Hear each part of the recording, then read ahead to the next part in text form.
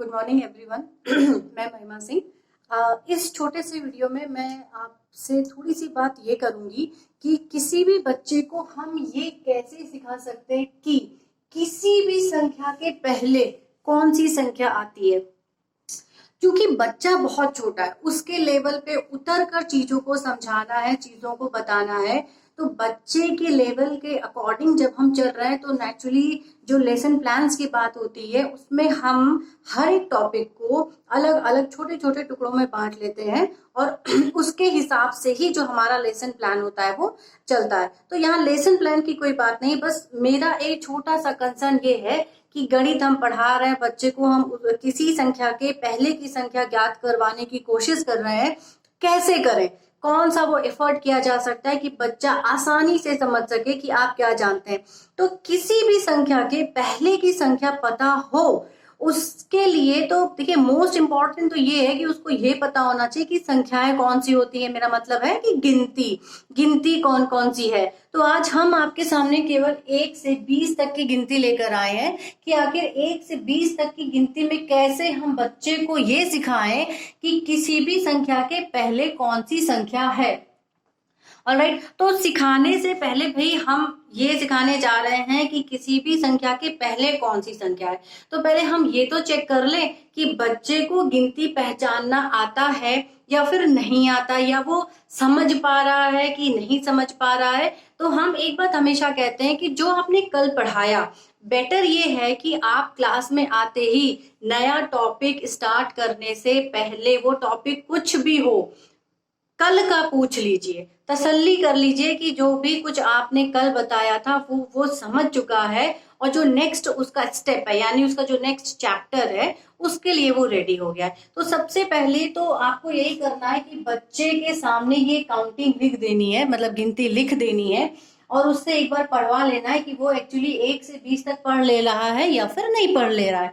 और as a teacher हमारा काम ये है कि हम जाते ही पहले बच्चे को रिवाइज करवा दें गिनती के बारे में और उसके बाद में मतलब मेरे हिसाब से जो पहला स्टेप होना चाहिए वो गिनती पढ़ाने का होना चाहिए और दूसरा जो स्टेप है उसमें हम आएंगे कि पहले की संख्या या पहले की गिनती कैसे बताई जाती है। ठीक है, तो आपने पहले बच्चे के सामने ये गिनती ब्लैक बोर्ड पे लिख दी और उसको समझा दिया, पढ़ा दिया, पूछ लिया। सेकेंड स्टेप पे हम आते हैं कि जो गिनतियां उनको फिर आप इस तरह से लिखिए। देखिए, इस तरह से लिखने के लिए हम केवल इसलिए कह रहे हैं क्योंकि जो बच्चे की कॉपी होती है उसमें वो इसी तरह से लिखना समझना शुरू करता है। अगर हमने कोई सवाल कर भी दिया है तो हम ये ब्लैंक छोड़ेंगे, इधर संख्या लिख देंगे, यानी वो गिनती को किस तरफ से लेके जा रहा है, इस तरफ से लेकर जा रहा है, ना कि इस तरफ से लेके जा रहा है। तो चूंकि बच्चे की साइकोलॉजी चेक हो रही है, मेरी आपकी नहीं हो रही है, तो बच्चे के अकॉर्डिंग दोबारा जो हम दूसरा स्टेप लेंगे वो हम यही लेंगे कि हम एक बार संख्याओं को इस तरह भी लिख देंगे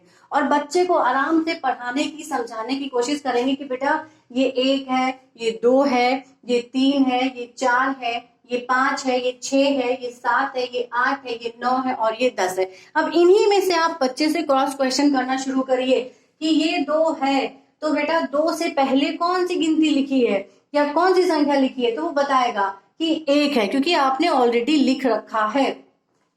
फिर आप उसको समझाएंगे कि बेटा ये 4 है, 4 के पहले कौन सी संख्या है, तो वो बताएगा कौन सी गिनती, तो वो बताएगा कि 3 है। फिर आप पूछेंगे ये 7 है, बेटा 7 से पहले कौन सी है, तो वो 6 का जवाब देगा। इसी तरह से आप 10 पूछेंगे तो वो कहेगा कि 9, क्योंकि वो देख रहा है, अभी आपने उसको चेक नहीं किया, अभी आप उसको समझा रहे हैं, उसके सामने आपने संख्याएं रख दी, गिनतियां रख दी, पहले पढ़ा दिया फिर समझा दिया। अब मूव ऑन करते हैं क्वेश्चन की तरफ। तो देखिए क्वेश्चन, क्योंकि बच्चे को हम पहले दिन बताने की कोशिश कर रहे हैं कि किसी भी संख्या के पहले कौन सी संख्या होती है, तो कुछ कोऑर्डिनेशन यानी सामंजस्य होना चाहिए हमारे सवालों से, हमारी गिनतियों में, ताकि बच्चा, हमारी संख्याओं में, ताकि बच्चा पहले दिन टैली कर ले, फिर हम उसको क्रॉस चेक कर लेंगे। मेरा मतलब ये है कि पहले बच्चा कोऑर्डिनेट कर ले ऊपर से दूसरे क्वेश्चन को, उसके बाद हम उसकी क्षमता का जजमेंट करेंगे। फिर हमने इस तरह से देखिए एक ब्लैंक छोड़ा और फिर हम संख्याएं लिखते चले गए। अब हमने पूछा कि बेटा ये 2 है, 3 है, ये 4 है, मतलब ये 2 है, 2 से पहले क्या आता है, क्योंकि शुरुआत में छोटे छोटे क्वेश्चन, आसान से क्वेश्चन होने चाहिए ताकि वो समझ सके। तो ये 1 बच्चा आपको बता रहा है, 1 नहीं बता रहा है तो आप बताएंगे क्योंकि ये फर्स्ट डे है। ठीक है, तो आपने यहाँ 2 लिख दिया। आपने पूछा बेटा ये जगह खाली है, वो 2 से पहले क्या आता है? अगर उसने बताया 1 तो आप लिख देंगे, वरना आपको लिखना है। फिर उसको समझाइए कि हाँ बिल्कुल सही, 2 के पहले 1 आता है, यानी 1 2 3 4 और इसी तरह से हमारी संख्याएं चलती रहती हैं। नेक्स्ट क्वेश्चन में हम आए कि बेटा ये 6 लिखा है, 6 से पहले की संख्या क्या है वो बताएगा, 5। फिर उसको आप समझाएंगे 5 6 7 8 9 10। आप बच्चे को ये समझाएं कि बिल्कुल ठीक है बेटा, आपको संख्याओं को इसी तरह से आगे बढ़ते हुए क्रम में लेते हुए चले जाना है और देख लेना है कि किसी भी संख्या के पहले, किस संख्या के पहले क्या पूछा गया है, वो जवाब हमको दे देना है। ठीक उसी तरह से आप देखिए, मैंने नेक्स्ट लिखा है, इसके बाद क्या होगा और इसके बाद क्या होगा।